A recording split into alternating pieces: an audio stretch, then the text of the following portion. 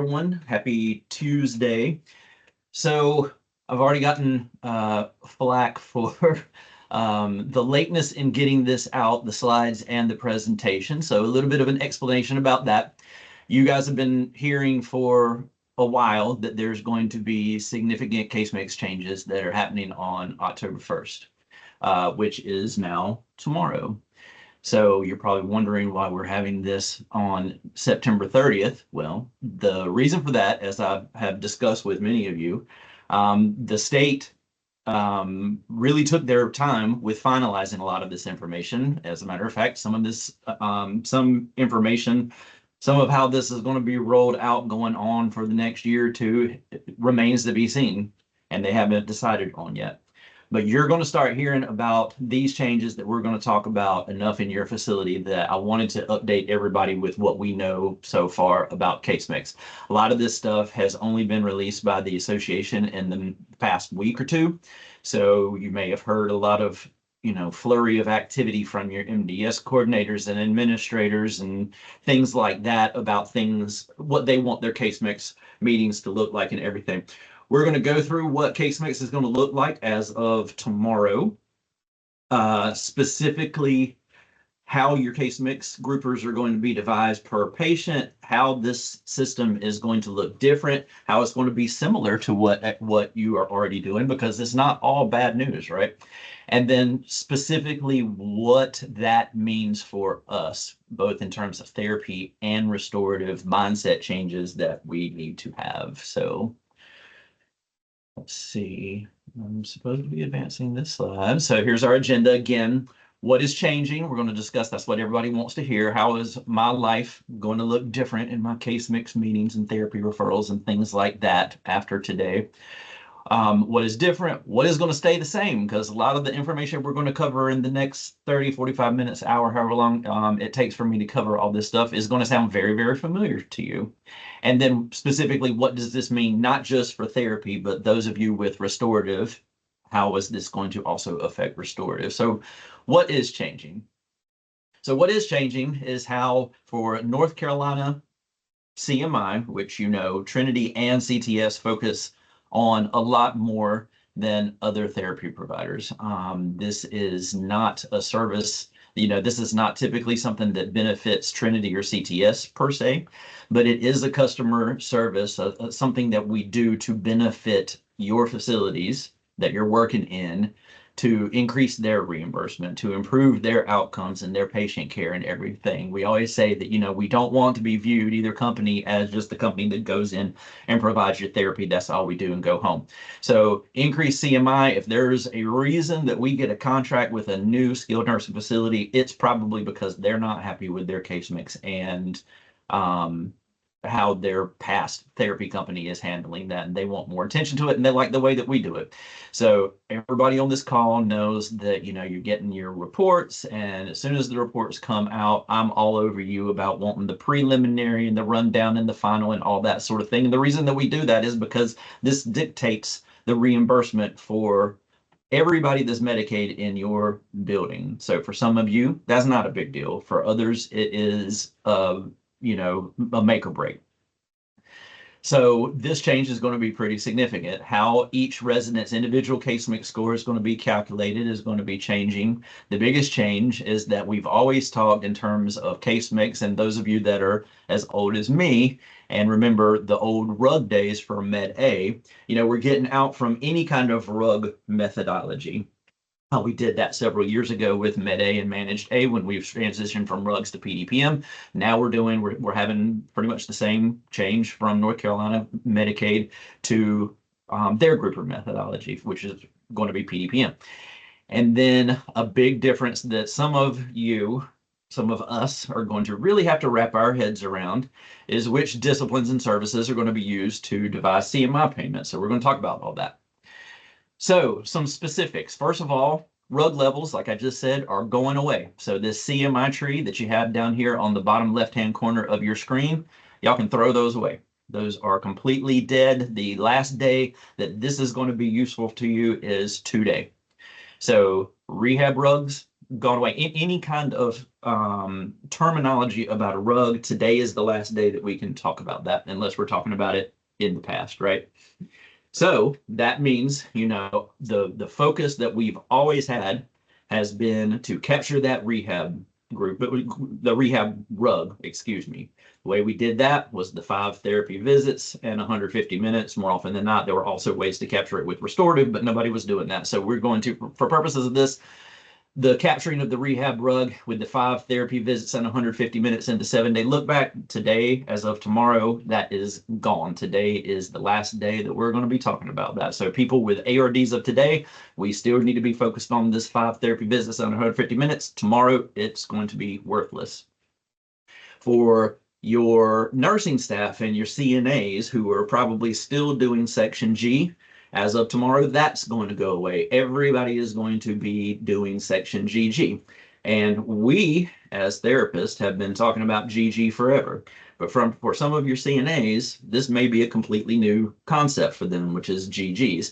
Not just a new concept, but it may be a very confusing concept because, as I said in this bullet point, GG scoring and G scoring are completely opposite. That's one of the complaints that we've sort of always had about GG since we started PDPM, right? A higher GG score, so for therapy, that's 24. For nursing, that's 16. A higher GG score is a more independent resident, whereas with a Section G resident, a higher G score means that they're more dependent. So there's probably a lot of education to your floor nurses and your CNAs who are doing Section GG right now, how to score those accurately.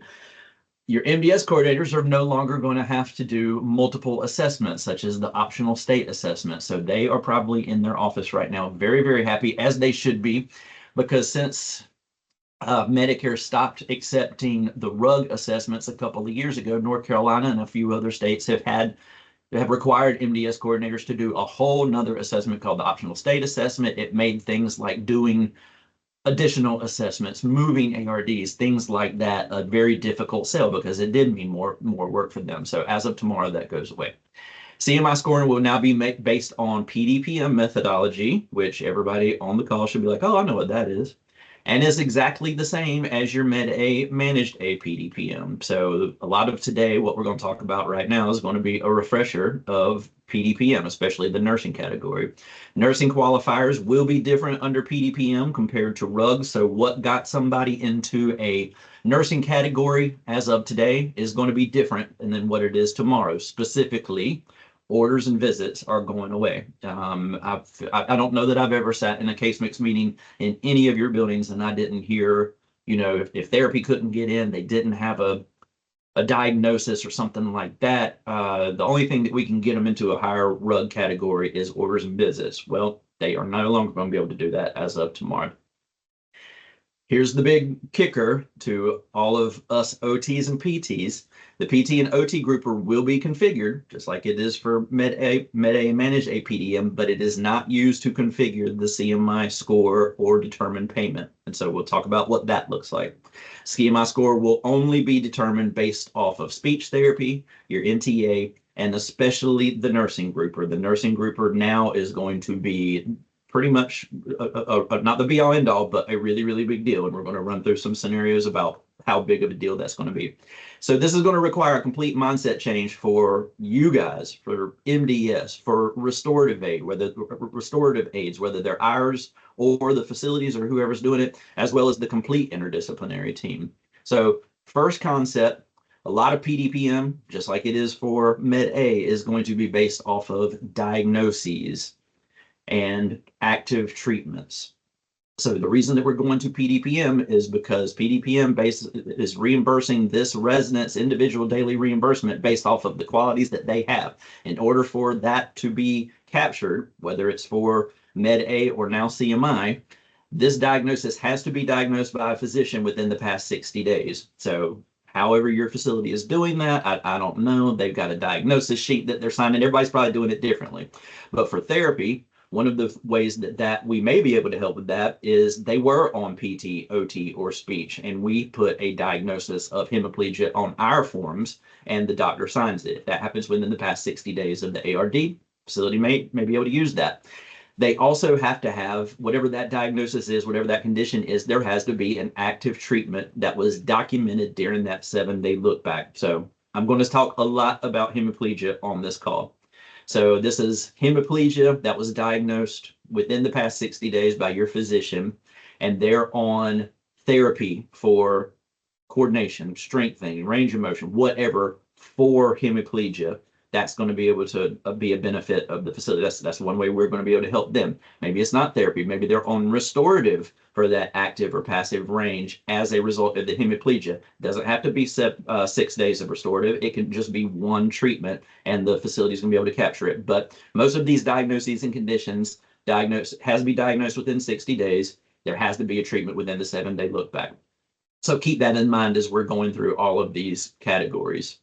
So again, this should be a complete review of what you guys have always been, the conversations that we should have always been having about Med A since we transitioned to PDPM in terms of the nursing grouper.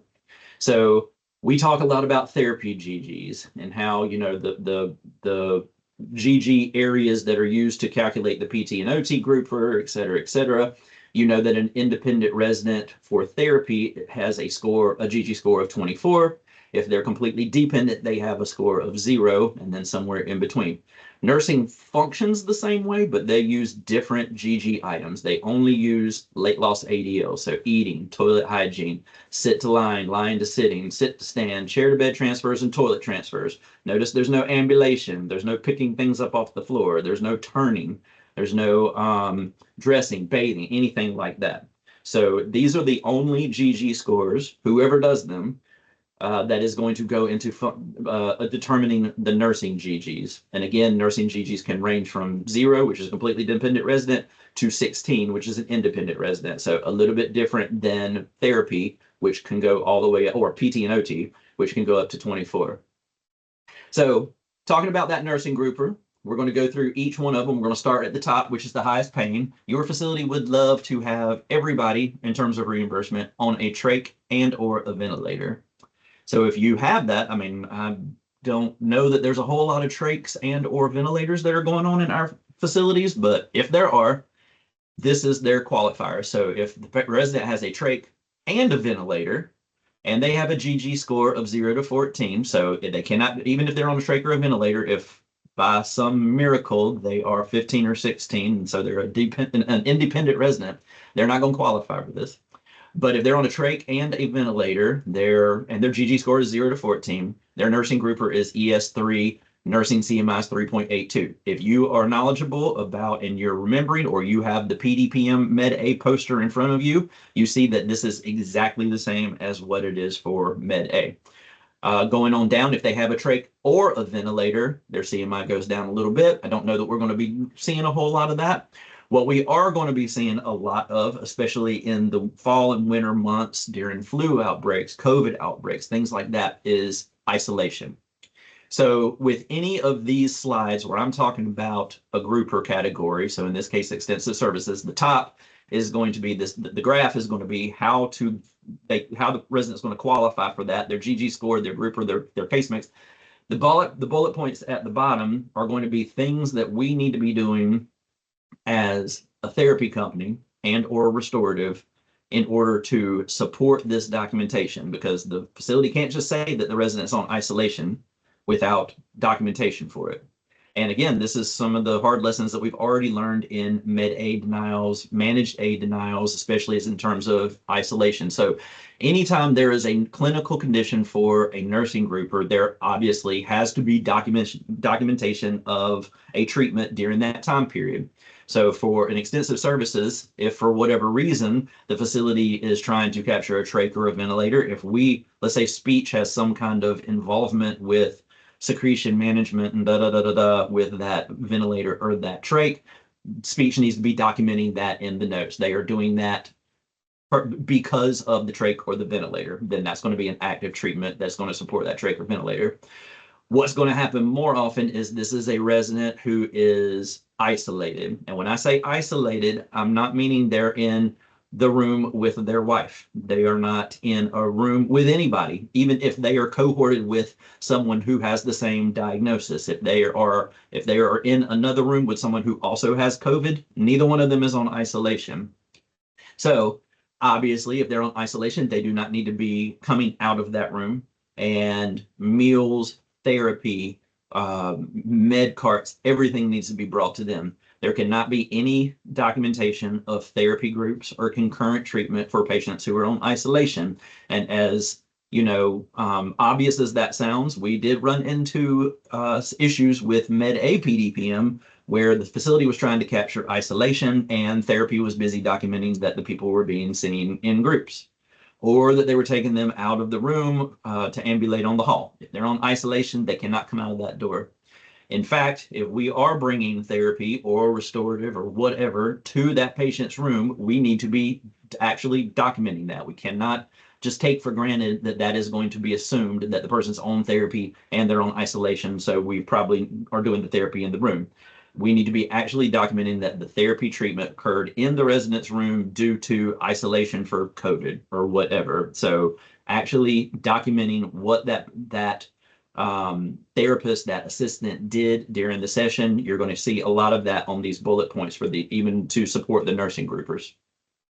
Next category down is special care high. So these are residents with serious medical conditions, comatose, septicemia, unstable diabetes. So this is diabetes with daily insulin injections and insulin orders that change at least two times a week.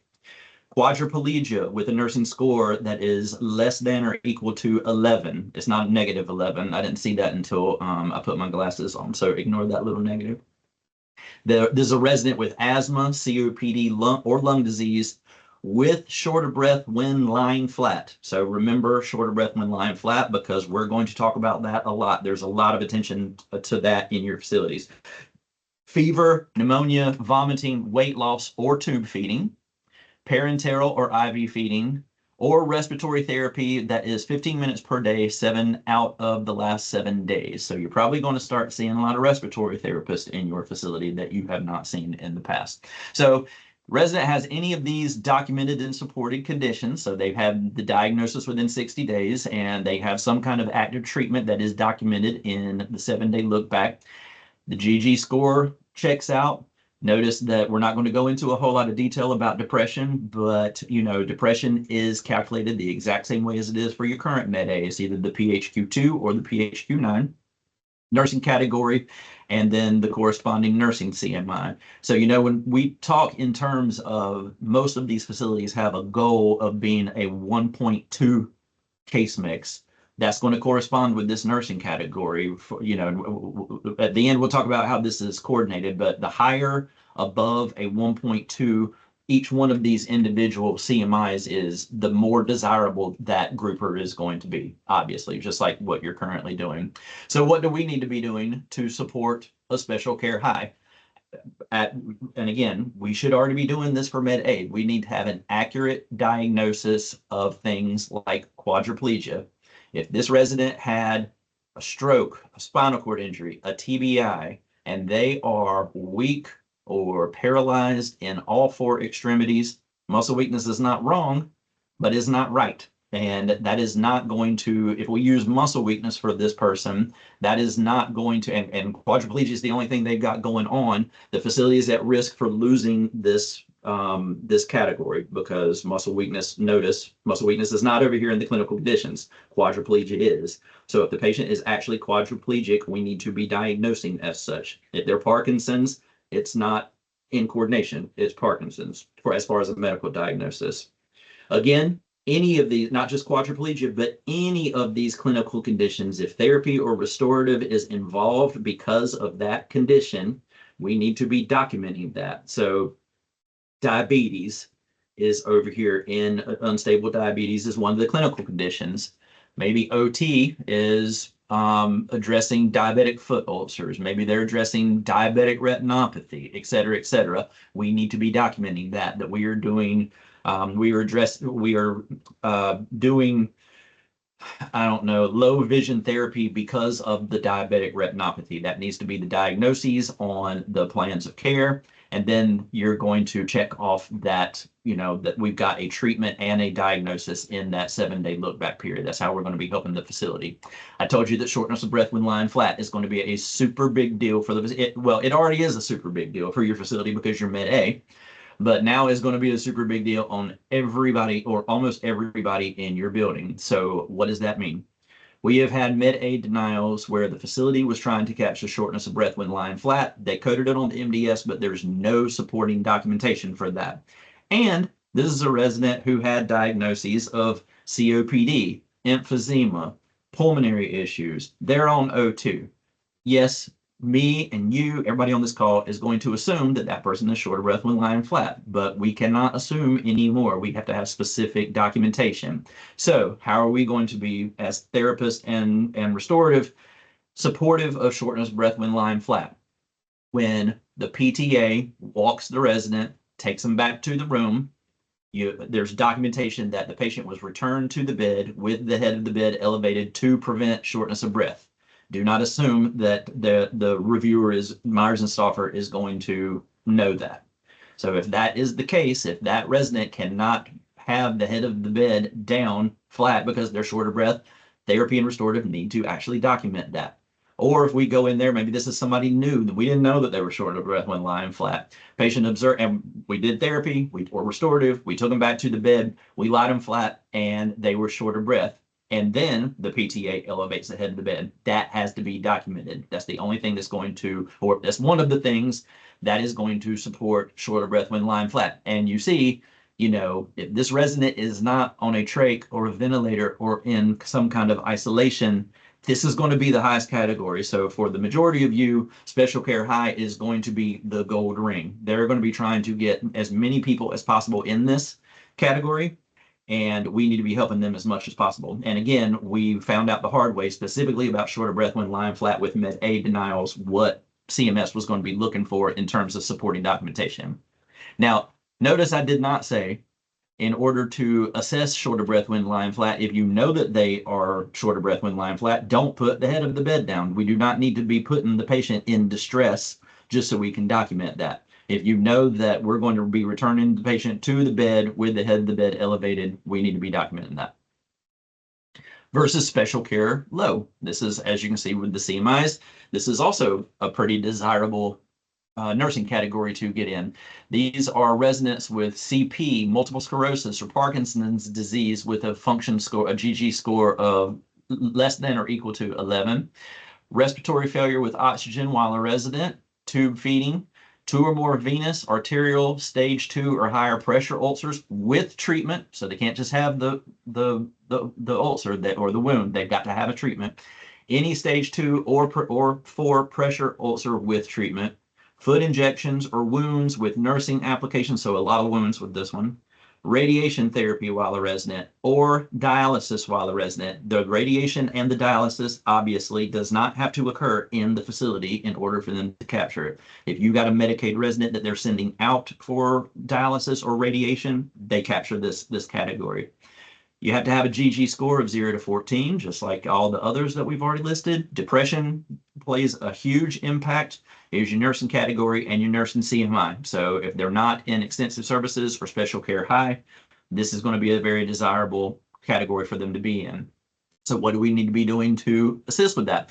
Just like the prior 2 groupers, documentate. If we're treating for cerebral palsy or for MS, Parkinson's, we're doing wound care, anything like that that is going to be the treatment to support these conditions, it has to be documented during that 7-day look back. So OT is doing CP, tone reduction for CP.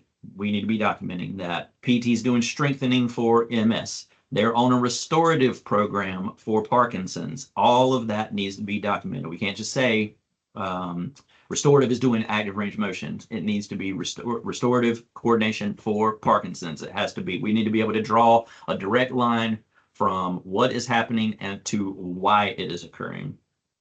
We're working with this resident with energy conservation and endurance, and they're on O2. We need to be documenting O2 at 2 liters continuous. Whatever kind of details about the O2 that you want to document needs to be in the therapy documentation. And obviously, if we are doing any kind of wounds, I don't know how many people are doing actual wound care the way it's supposed to be, in terms of, we're trying to improve bed mobility to reduce wound treatments. That's not necessarily what I'm talking about, even though it would be helpful to document that. I'm talking about actual, PT, OT after 30 days of conservative nursing. Wound care did not work. Now we're involved with ultrasound or E-stim. If we're doing anything like that for wounds, we need to be documenting that. Moving on down the PDPM tree, clinical conditions for clinically complex. These are residents with pneumonia. Here's the hemiplegia with the GG score less than or equal to 11. More wounds, burns, chemotherapy while a resident, obvious, and again, it could be completed off-site. IV meds while a resident, transfusions while a resident, and extensive services or special care qualifiers with a functional score of 15 or 16. So all of the previous extensive services and the special care categories we've talked about, they only could have a GG score of 0 to 14. So if they're in any of the categories we've already talked about in the past 25 minutes, but their GG score is 15 or 16, doesn't matter. They're going to be clinically complex, not higher. Depression still has an effect on these. Some of these nursing categories, the CMI is pretty high and they're desirable, but as you see, as we start moving down, the more independent the resident is. Now we're starting to get into 1.03, 0.89, GG CMIs that your facility is going to want to avoid, and we're going to want to capture higher groupers. So again, if we're seeing a resident for the surgical wounds, if we're seeing the resident for the pneumonia because we're working on endurance or something like that, we need to be documenting that, just like with the previous categories. Specific to this one, just like the quadriplegia, just like your med A's, weakness on one side of the body following a CVA or a TIA or any kind of neurologic event is hemiplegia, most likely. It's not muscle weakness. So hemiplegia is one of the most important diagnoses that we can capture if it's there. Again, I'm not saying that we need to be capturing things that are not there, but if the resident actually has hemiplegia, that is going to affect this nursing grouper. You're about to see that it's going to affect your speech grouper. And if the facility and therapy is saying that this hemiplegia is actually muscle weakness, then that is going to negate this speech and the nursing grouper. So super duper important. A lot of emphasis that we've always had on the difference between muscle weakness and hemiplegia, muscle weakness and hemiplegia, muscle weakness and quadriplegia. Now that is on with your med A's, but now that's only going to be more important because we're going to be talking about applying that to everybody in your facility. Just like your current RUG system, there is a behavior category. This is very undesirable for your facility because look at those nursing CMIs. They are going to want to get these people out of behavior. We don't see many behavior groupers, RUGs now, so I suspect that that's going to continue. But notice now, so these are more independent residents also. Their GG score can only be 11 through 16. But now restorative is starting to come into the picture and is starting to affect not just the CMI, but the reimbursement. So this is a very undesirable grouper. So again, I don't know that we're going to be seeing a whole lot of this. So I'm not going to go into a whole lot of detail about it. And it is the first category that's affected by restorative nursing versus your reverse physical function. So this, just like now when we come in and we talk about B and P RUGs, and they're so undesirable, same is going to be true tomorrow. There's still going to be a reduced physical function. That is just going to be sort of your residents who just need assistance. They don't have any of these categories, any of these qualifiers that we've been talking about since 1 o'clock. Residents who do not meet the criteria for any other higher category, so everyone else is going to be in this category. A lot of you have assisted living level residents that are in your facilities just because for probably a payment issue, they cannot get into assisted living. That's what all these residents are going to be. They can have a GG score from 0 all the way to 16. This depression is actually supposed to be restorative nursing, so ignore that. nursing category and nursing CMI. What I do want to point out here, again, this is supposed to be restorative. I want to point out how big of a difference restorative makes. Look at the CMI for a PDE1. That is the exact same resident as the PDE2. It's just that the PDE2 is getting restorative. So that is a significantly higher CMI. So there's this is another undesirable grouper because of the low CMIs. Restorative makes a huge impact on reimbursement. So as a result, because there's going to be a lot of your residents probably who are going to fall into this category, I want everybody, whether you're CTS or Trinity, whether you have the restorative program or the facility has the restorative program, I feel like everybody can prepare yourself for a lot more focus on compliant restorative programs. If you're not hearing about it already, hear me when I say I'm already hearing about it from your corporate people, your administrators and things like that. So eventually that's going to trickle down to you guys if it hasn't already. So let's talk about restorative, because a lot of you, I go into your buildings and, Trinity buildings don't have restorative, or I always say, do you have restorative, or do you, with the air quotes, do you have restorative? Most people, even if you have restorative, it's not being done in a manner that is going to be able to be captured by Medicaid. So the requirements, in order to be captured, it has to be at least 2 recognized programs. And by recognized programs, I mean one of these. Active passive range of motion, that's one program. Bed mobility and ambulation is one program. If therapy writes a referral for bed mobility and they write a referral for ambulation, they think it's 2 programs. It's not. It's still considered one program. Dressing and grooming is one program. Amputation prosthesis care, communication, transfers, eating, swallowing, splint and brace care. There's also a bowel and bladder that I do not know any restorative aid for CTS anyway, who has ever participated in the bowel and bladder program, but that is there also.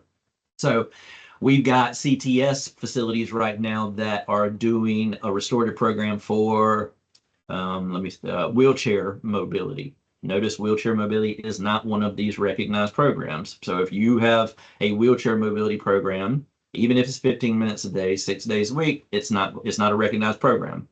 So it has to be 2 recognized programs. Each program has to be at least 15 minutes a day, so it cannot be 14. Each program has to be at least 6 days a week, and that's where most of our CTS restorative programs fall apart, because a lot of people are doing 5 times a week, 3 times a week. Has to be delivered by someone who is trained in the program, which we'll talk about on the next slide. And it has to be supervised by a nurse with proof of program assessment during the look back period. And one, hurdle that we always have to get over with the CTS buildings or any of the buildings where we are doing restorative is that even when it's restorative aides are getting a check from CTS or from Trinity, this is still a nursing program. Once they are discharged from therapy onto the nursing program, it is nursing's purview to change the frequency, to discharge the program altogether. They can make whatever change that they want to after therapy has discharged and it becomes a nursing program. And it has to be supervised by a nurse. It cannot be supervised. Certainly the therapy program manager, whatever discipline you are, can have input in the meetings and the scheduling and everything, but you, from a clinical standpoint, are not that restorative aide's supervisor, even if they are employed by the therapy company. This is the sample restorative referral. So CTS buildings, you have all seen this. I'm assuming you're using this at Scotia. Trinity buildings that are not, you're starting to hear a lot more about restorative. If you have not got a restorative referral, if your facility does not have one, if they want to use this one, that's fine, but don't upset the apple cart. I am not telling you have to use this, but whatever form that you use needs to look something like this. So obviously the patient name, it's got the recognized programs on the top. It's got precautions that so this is what is filled out by the therapist when we're preparing for therapy discharge. Precautions, they have to have a measurable goal from the therapist. That's why I underlined measurable. So just like with therapy, your therapists already know how to write measurable goals. Restorative has to have that just like therapy does. They can't say that under this restorative program, they're going to maintain gait skills or they're going to improve ADLs, they have to have a measurable function, just like therapy does. Any kind of detailed instructions, insistence, cues, what kind of equipment, what kind of positioning the resident needs to be in to safely carry out this program. The restorative aide should be signing this form or whatever form that you're using to acknowledge that they have been trained in the program and that they understand every word that's on this referral before they're discharged off of therapy. And then the restorative aide needs to sign it. The therapist credentials, we can recommend how many days that this program needs to be carried out. But again, the day after therapy discharge, nursing could completely change that. If we say we want it to be 6 days a week, they want it to be 2, they can do that. If we say that we want it to be 2 and they want it to be 6, they can do that. And then the signature of the nurse supervisor, again, not the therapy program manager. So if anybody wants copies of this form, if any of the CTS buildings ask for copies of this form, I'm going to question. But Trinity people, if you want copies of this form to show to your building, or you feel like this works better than whatever you're currently using, but if you're not using anything for restorative referrals, we need to put something in place, be it this form or something else. All right, so that was the nursing grouper. The speech grouper, I'm not going to go into a ton of detail about, because we've gone into a ton of detail about this speech grouper ever since 2018 or whatever year we went to PDPM for Med A.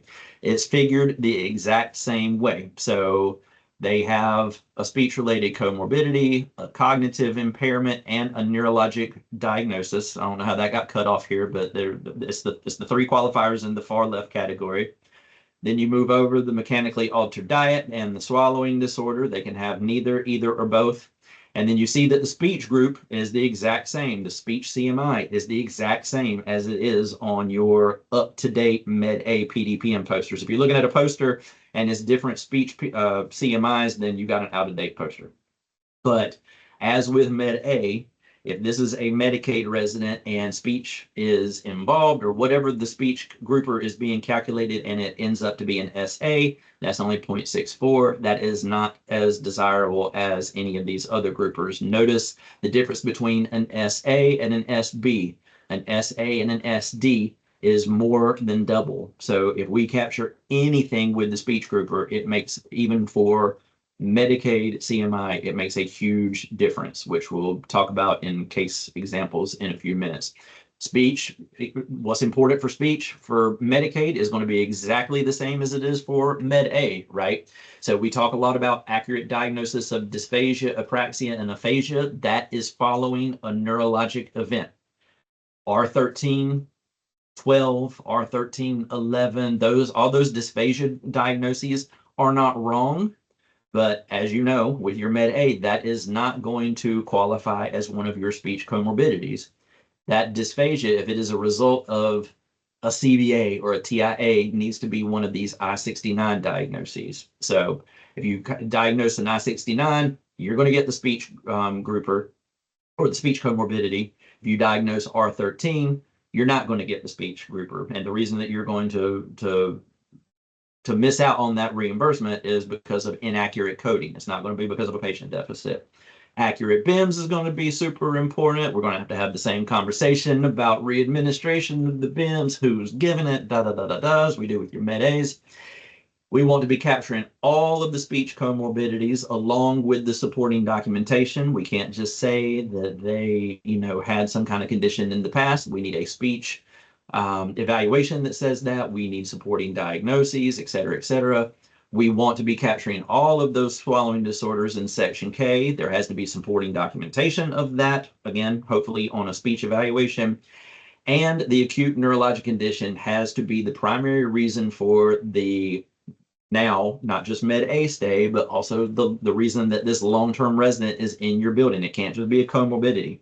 If your facility is trying to capture that acute neurologic condition for the speech grouper, and they have a history of CVA, but they put, I don't know, COVID as the primary reason for admission, they are not going to capture that component of the speech grouper. So it's exactly the same as what you guys are already doing for Med A and Navi Health. Same thing with the non-therapy ancillaries. They are going to factor into your Medicaid CMI, and they're going the way that the NTAs are going to be calculated is going to be exactly the same as your Med A. Notice an NF. All of these qualify. If you're looking at your Med A PDPM poster, this if you got an updated one, this is exactly the same. An NF is 0.68 going all the way up. NFs are very undesirable, and the qualifiers, all the diagnoses, all the conditions that are on that poster that can capture an NTA for your Med A are going to be the exact same as it is for case mix now. Morbid obesity, a lot of that diabetes and diabetic retinopathy, HIV, any of those things that we're going to be able to capture for an NTA with Med A, now you're going to be able to capture them for case mix also. So we're going to have, as I beat into the ground now, we've got to have supporting documentation and supporting diagnoses for any of those treatments that we're trying to capture for NTA. So you guys may be familiar with this this chart. This is your HIPS legend. So now with Med A, you'll hear that this person, in terms of billing, has a HIPS code of A, B, B, that's probably it. Let's say A, B, I, C. That's somebody who has a TA. I can't remember what I said. It corresponds to these groupers. And the PT, OT, speech, and NTAs are pretty self-explanatory. And NTA of A is an NA, et cetera, et cetera. The nursing gets a little bit spicy because they've got too many, groupers as they've got letters, but this is the key to all of that. It should be on the back of the updated PDPM poster for Med A, and it's going to function the exact same way under case mix. So this will be, oh, by the way, speaking of posters, I am working on updating those Med A posters because the nursing categories did change a little bit. So you guys will, sooner rather than later, I don't know how much sooner it's going to be. I'm currently working with Katie, but there's a little bit of, resizing things to get them to fit all on the front page of that poster the way I want them and everything. That's already in the works. You're also going to be getting an updated CMI poster, which, spoiler alert, is going to look exactly the same as your Med A poster. It's just going to be different colors and have a little bit different charts here and there. All right, so we've gone over the nursing, speech, and the NTA groupers. So how is that going to be configured? What does that mean for CMI? So the nursing grouper that you guys in the facility put together is going to count for 68% of that resident's total CMI for that ARD. Your NTA is going to factor in as 22%, and speech is going to factor in 10%. This is the information that we've been waiting for from the state, that we've sort of heard rumored, and I've seen different percentage values, but I mean, they're educating about this now. So I'm pretty confident that this is where it's going to shake out. So as you can see, nursing, that whatever category that you guys put together for nursing is going to be hugely impactful. NTA is going to help, speech to a lesser degree, but they are going to factor in. PT and OT is not on here. And I don't know why. As an OT, I have my own feelings about that, and my feelings are a little bit hurt with that, but here we are. So what does that mean? For example, this is a resident that you guys are talking about in your case mix meeting, which we still want you to have. This resident's HIPS code, which is this. Their HIPS code is TA, SD, HDE2, NF. Those are the groupers that come together for a HIPS code of ADDF. The corresponding CMI values, which is, again, this is all on your PDPM poster already, if you got an updated one, is 1.41 for PT and OT, 1.38 for speech, 2.27 which for nursing, which is gigantic. Your facility is going to love whoever got this 2.27. And then NTA is an NF, that's 0.68, that's the worst one. So how is that actually going to be calculated? So we're going to take PT and OT, regardless of what PT and OT is multiplied by 0. That is not going to go into factor. It's still going to be a part of your HIPS code, and it's not going to do anything for the reimbursement, unfortunately. Speech, this 1.38, is going to be multiplied by 10% to get 1.138. Nursing is huge. So that, an HDE2 is somebody who is in a special care high. We've captured depression. It's a very high category, very high CMI, times 68% is a 1.54. So already we're starting on somebody who's going to have a very high individual case mix grouper for this assessment. And then NTA, you're going to take this 0.68, multiply it by the 22% to get 0.1496, add them all together. The CMI for this resident is 1.8276, which is gigantic. Oh, oops, spoiler. So ordinarily, other states are only using nursing to determine case mix. So if that was the case, if this was, I think Kentucky's one of those states, this person's case mix grouper would be 1.54. So at least, regardless of what you think about PT and OT, at least they are giving us an allowance for speech and NTA, because in this case, it added, 2.27 to this and made it, a much higher category than what a much higher CMI than what it already was at 1.54, versus this is going to be the ultimate sin for your building. This is somebody that, again, regardless of PT and OT, because it's not going to, you can have the highest PT and OT category in the world, but it's always going to be multiplied by 0 for case mix. This is somebody who has a bare bones ST grouper, SA at a measly 0.64. They have the worst nursing grouper at a PA1 for 0.62. They have the worst NTA at an NF at 0.68. Same multiplication. Speech is multiplied by 10, nursing multiplied by 68, NTA multiplied by 22%, and you're left with an overall CMI for this resident's ARD of 0.6336, which is an abomination. So this is sort of the worst case scenario. These residents that are, we can't figure out how to capture anything for nursing, anything for speech, anything for NTA. This is what's going to be bringing down your overall facility CMI. So speaking of that, what is not changing? So your case mix, despite all of these changes, we're transitioning to PDPM, all this math that y'all are doing, is still going to be time weighted. So what does that mean?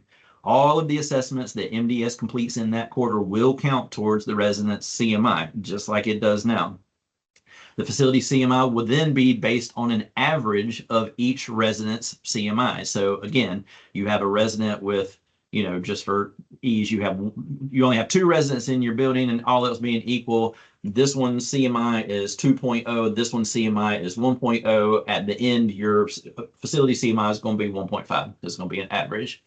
Your facility and CMI rate will apply to all Medicaid, Medicaid pending, and hospice Medicaid residents in the facility during that entire quarter. And now, because of the way that the nursing grouper is calculated, we may be able to capture some of those hospice residents for a nursing category or a speech category, because they do have an altered diet and a swallowing disorder, even if speech is not in on the person. So again, just like with Med A, we do not have to be actually treating this person to capture that mechanically altered diet. Speech does not. If their food is coming out from the kitchen as mechanically altered diet, that is going to capture that speech grouper.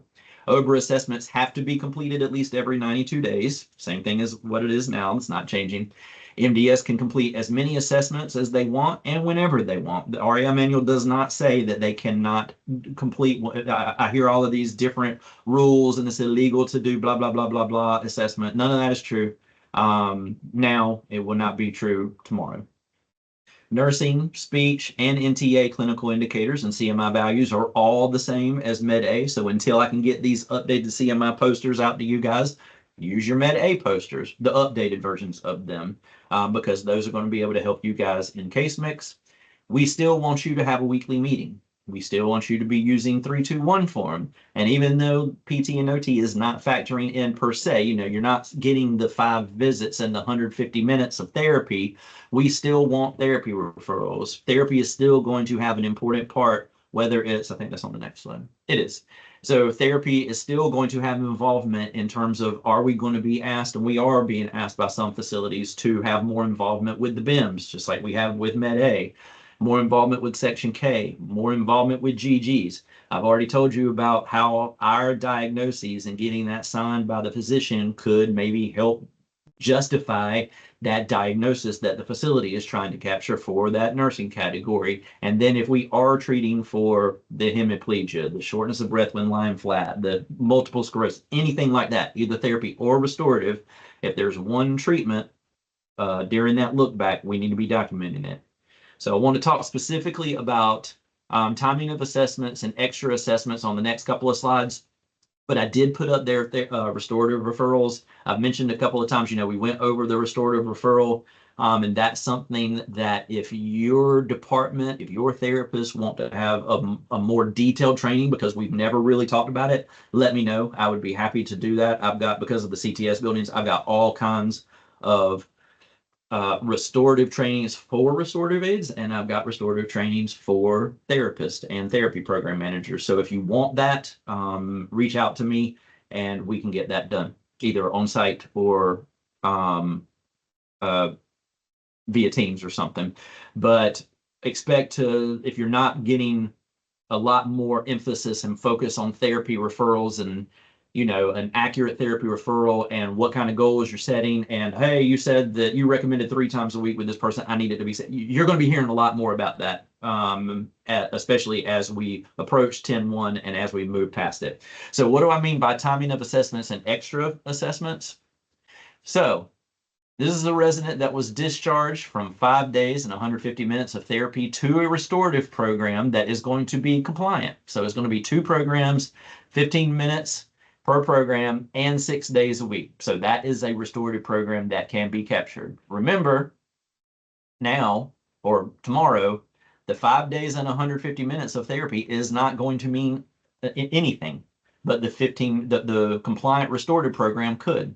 So your mindset today, if this is an ARD that was completed today or yesterday or whatever, we've always told you that while the resident that the ARD needs to be completed, while the resident is on therapy caseload to capture a rehab rug. Whereas after 10-1, that may not be the case anymore. If therapy can't capture something, especially if it's PT and OT, it may be more beneficial for MDS to hold off on that ARD until after therapy has discharged in order to capture restorative. Doesn't sound like a big deal, but that's going to be a big change. Your rug pre-10-1-25 brain is going to feel like you're missing something because you didn't capture the therapy. But remember, this is a mindset change. It may be in some situations where capturing that restorative is going to be more important than capturing the therapy.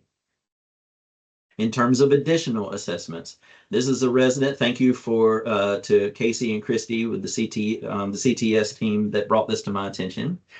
Resident with a mechanically altered diet that is placed on speech to transition to a regular diet. So your pre-10-1 mindset, if the ARD was today, you want to do initial ARD to capture the actual speech therapy. You want to capture the hopefully 5 visits in 150 minutes. Then you want to do a subsequent ARD that is completed at the time that speech discontinues or discharges in order to reset that 92-day clock because the rehab rug may be higher than what it would be without rehab.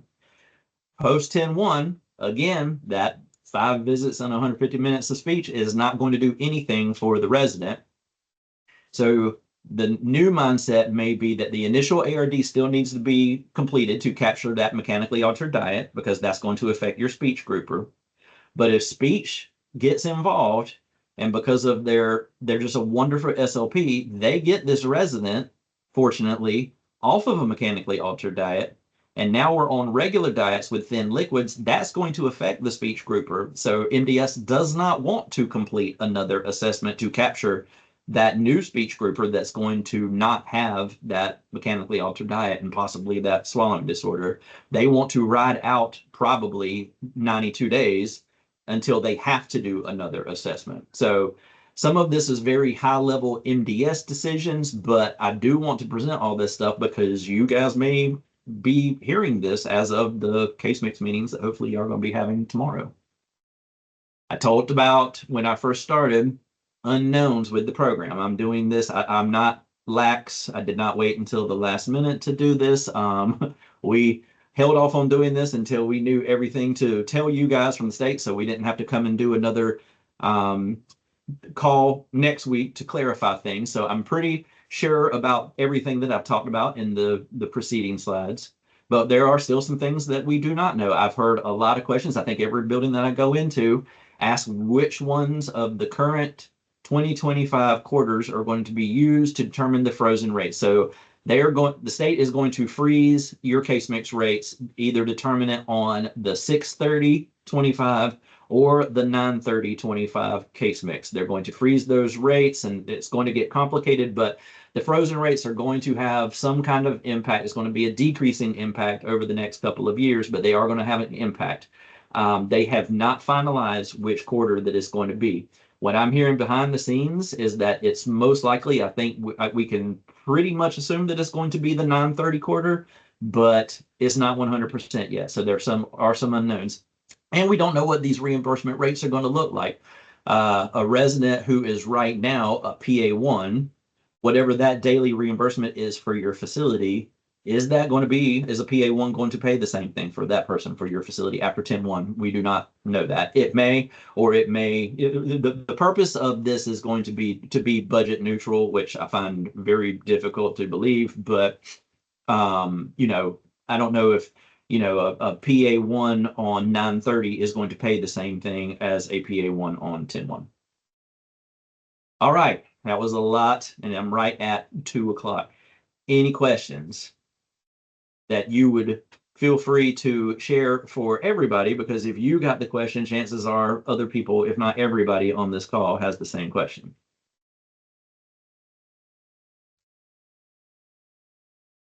Hey, Brad, Casey here. Hey, Hello. Brad, this is. Oh, everybody. Okay. Casey first. That's okay. Go All ahead, right. Casey. Thanks. So, what would you recommend doing if somebody has been on therapy, let's say for 4 or 5 weeks, they have an ARD coming up, and MDS wants to utilize a certain diagnosis? And let's say that diagnosis is not currently on that plan of care that we might be trying to then capture. What do we do in terms of changing a diagnosis, adding a diagnosis so that we can document better towards that? Well, I mean, there are many ways that they can be captured, and I think that capturing diagnoses on therapy documentation is that's not going to be Plan A for any of your buildings. I don't know what kind of process they have about getting diagnoses. There's a diagnosis list in PCC or Matrix or whatever that the physician then electronically signs.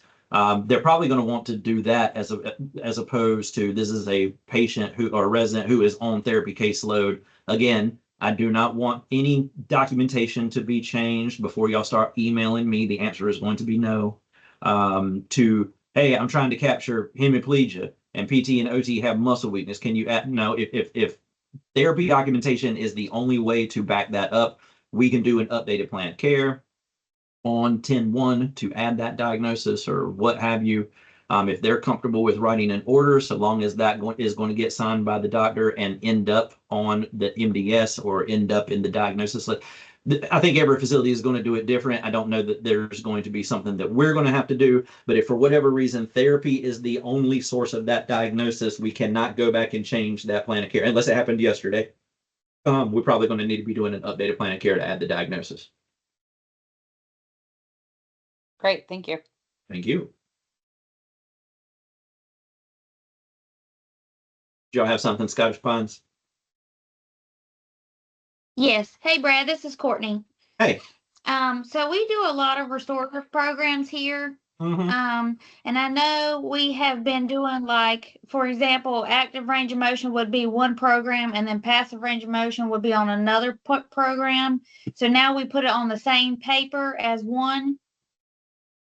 That's correct. And active and passive range of motion are grouped together on that referral. So active and passive range of motion, even if you do, let's say you do 3 days of passive range and 3 days of active range, that's still considered one program. You do bed mobility and ambulation, that's one program. You have a program for dressing and one for grooming, that's one program. So again, this is all on the CTS restorative referral, but Trinity people, if maybe you just want that referral for reference, even if, you know, the one that your facility is insisting on you using, you don't like. If they don't want to use our form, that's totally fine. But, you know, if for whatever reason you want a copy of my form, email me and I will reply and send it out to you. Okay. Thank you, Brad. Thank you guys. Hey Brad, this is Stacy. Hello. Hey, just to piggyback off of what Courtney's asking, because I want to make sure that everyone's clear on this. Courtney's talking about these programs being recognized programs, and you're talking about them being recognized as one program. Does that mean you don't mind if they're on one sheet? So, for example, active range of motion intervention is on the same sheet as passive range of motion? That's correct. Okay. All right. But different programs need to be on different sheets. I don't need to see they're on active, passive range, ambulation, and grooming. You know, each one of those needs to have their own sheet because they all, well, first of all, they're probably set up by different disciplines, and each one needs to be specifically trained to restorative. And whether the restorative aid is a therapy employee or a facility employee, training that restorative aid is billable time for your people. So if you're getting a whole lot of, I don't have time to train restorative, yes, they do, because that's time that they can be billing for. Okay, thanks. Any other questions?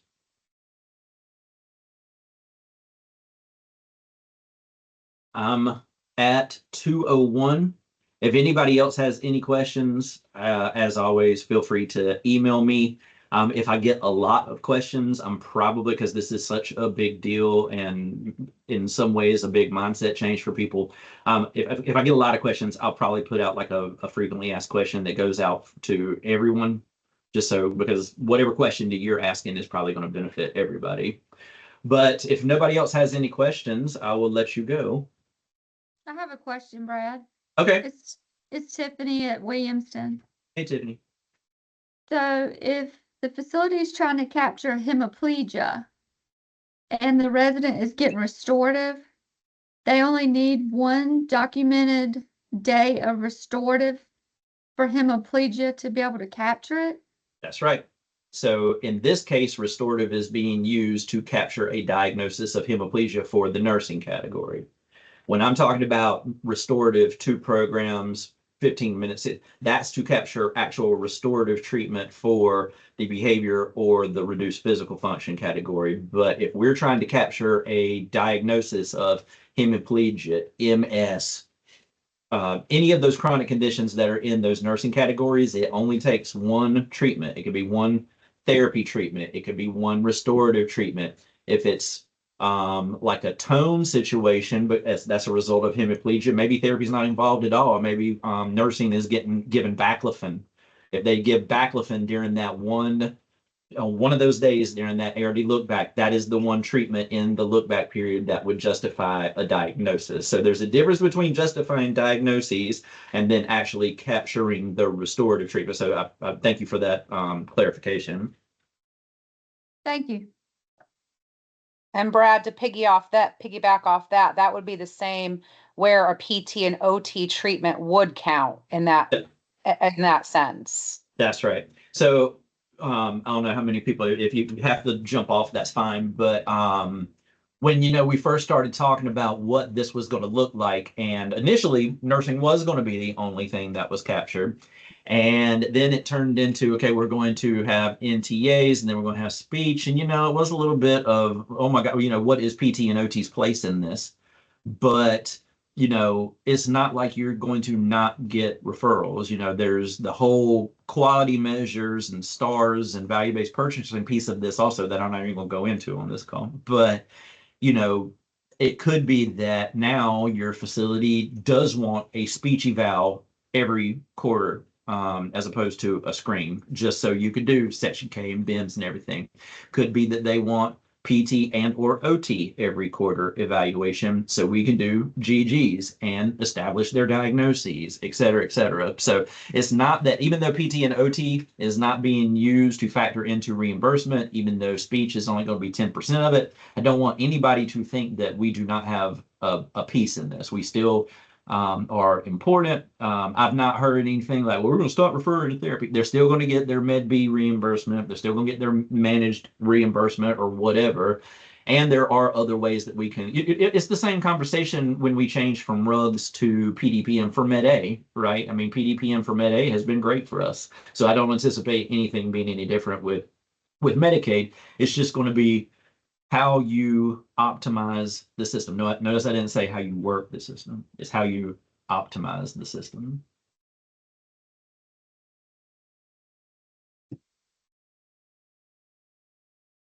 Any other questions?